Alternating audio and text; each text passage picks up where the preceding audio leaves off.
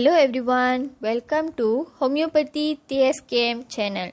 Today we are going to talk about what is homeopathy. First of all, we are going to look into the definition of homeopathy. Homeo means similus. Pati means suffering.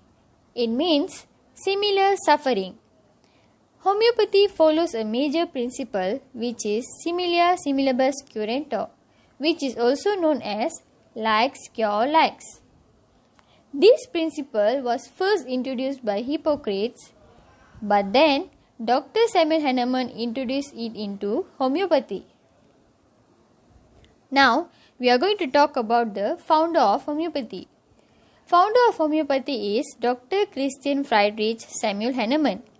He was born on 10th April 1755. He is also known as father of homeopathy. To know more about the founder of homeopathy, you can look into the website that is given.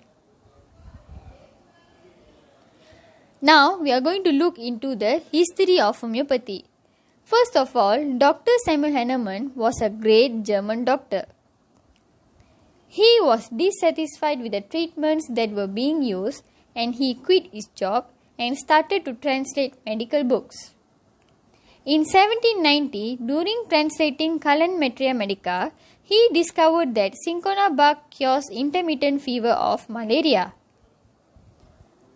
He tested this on himself and also on other healthy human beings.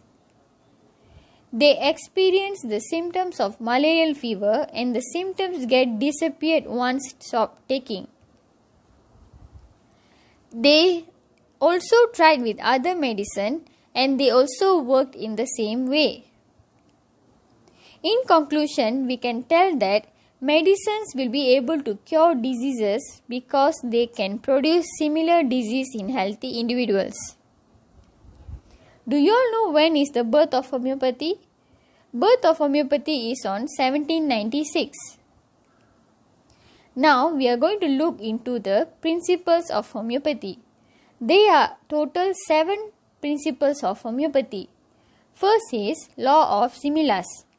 Law of similus is the every substance that is capable of producing symptoms in healthy human beings can cure the similar symptoms in the diseased individual. This was first proposed by Hippocrates, which is likes cure likes. Similar stronger disease will be able to remove or overcome a weaker similar disease. Second principle is the law of simplex. Law of simplex is the necessity of giving only one remedy at a time. Remember, one remedy at a time. Third is the law of minimum dose. Law of minimum dose involves 4 aspects, which is potency, form, quantity,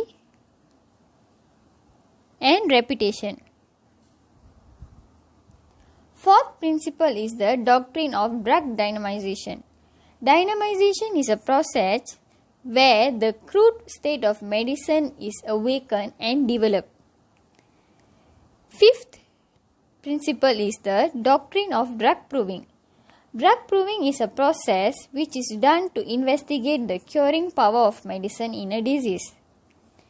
Sixth principle is the theory of chronic disease.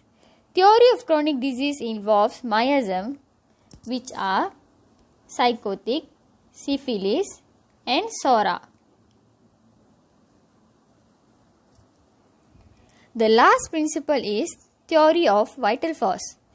Theory of vital force involves Trinity of life.